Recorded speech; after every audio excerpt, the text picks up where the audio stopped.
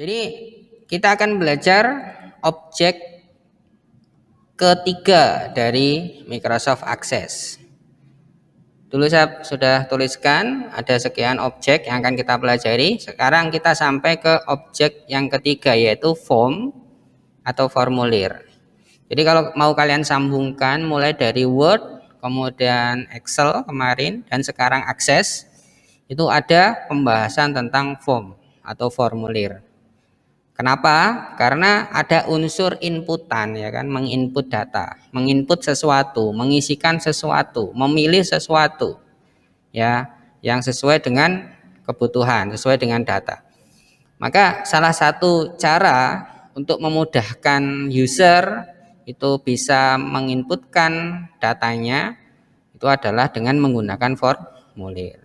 Ada di Word, ada di Excel, dan ada di Access hari ini. Oke, jadi judul materi kita hari ini adalah tentang form atau formulir. Form atau formulir.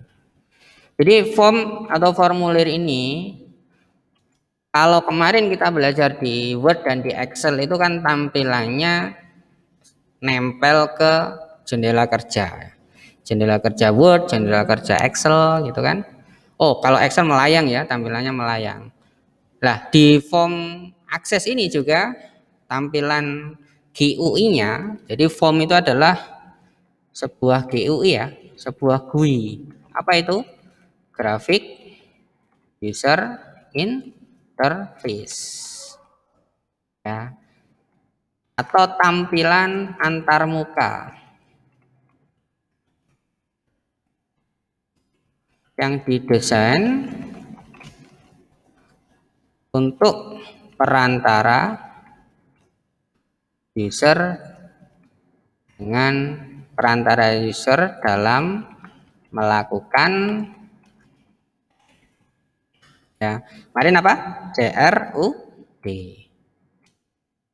terhadap isi tabel atau isi sebuah tabel atau beberapa tabel.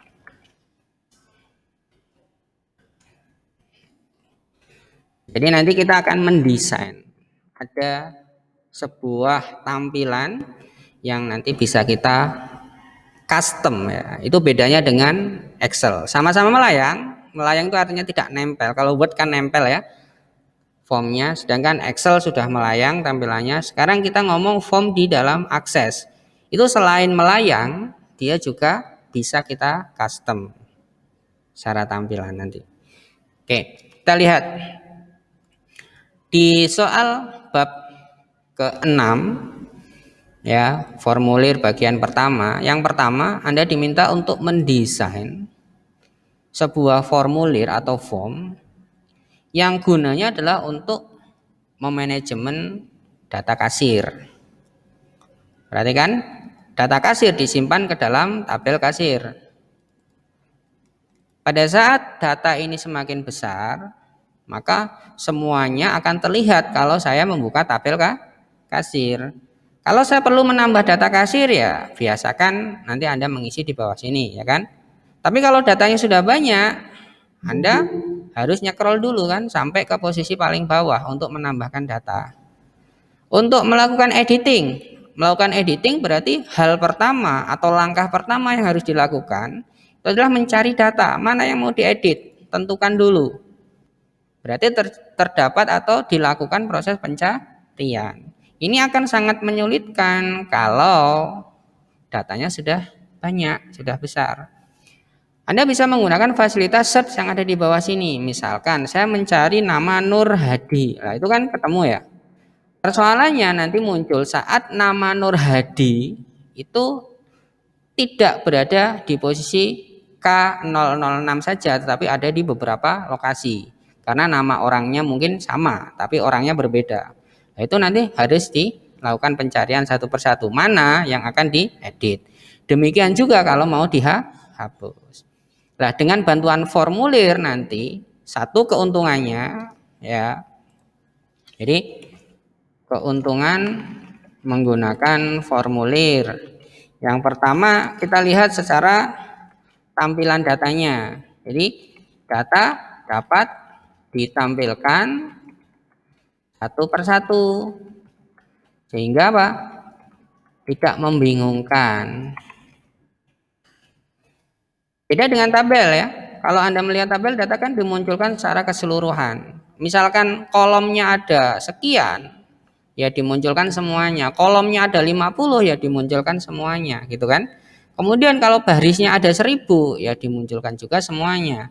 Kadang kalau ini Anda lakukan setiap hari melihat datanya dengan tampilan seperti ini, Anda akan semakin bingung. Bayangkan Anda kerja dengan data tiap hari, setiap pagi Anda buka data ini, kemudian Anda lakukan editing, Anda tambah dan seterusnya. Tampilannya selalu seperti ini, itu lama-lama ya pusing. Ya apalagi kolomnya ada yang sampai ke kanan, tidak terlihat gitu. Nah, itu juga akan semakin pusing. Nah, dengan adanya formulir nanti kita bisa melihat data itu satu per satu. Bisa kita lihat lebih bagus tampilannya. Kemudian yang kedua, dengan menggunakan formulir kita dapat mencari data dengan lebih mudah dan dinamis. Jadi nanti formulir itu bisa kita tambahkan tombol-tombol macam-macam ya. Kita bisa membuat tombol-tombol nanti saya ajari.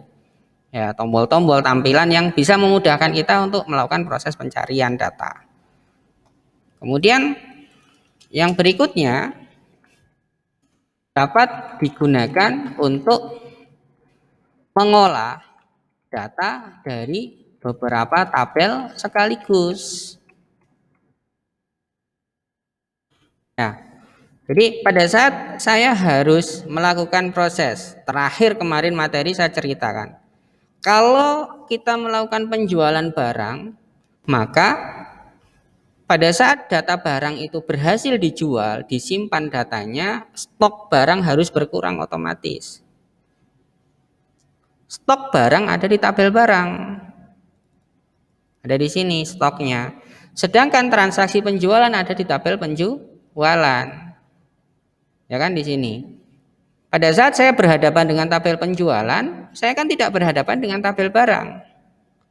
Karena lokasinya berbeda. Padahal mereka harus bekerja secara sinkron. Kalau barangnya saya jual, barang A saya jual, maka stok barang A harus berkurang. Itu harus bekerjanya itu kontinu, sinkron kontinu. Tidak boleh ada yang sampai ketinggalan. Nah, pada saat kita bekerja dengan tabel-tabel, banyak tabel, bisa jadi muncul kemungkinan prosesnya tidak sinkron. Kita menginput data penjualan tapi lupa mengupdate stok barangnya. Kemungkinan itu bisa terjadi. Maka dengan membuat formulir nanti kita bisa membuat otomatisasi. Jual ya otomatis ngurangi stok barang. Kenapa bisa seperti itu? Karena di formulir nanti kita bisa menyisipkan skrip pemrograman. Berikutnya,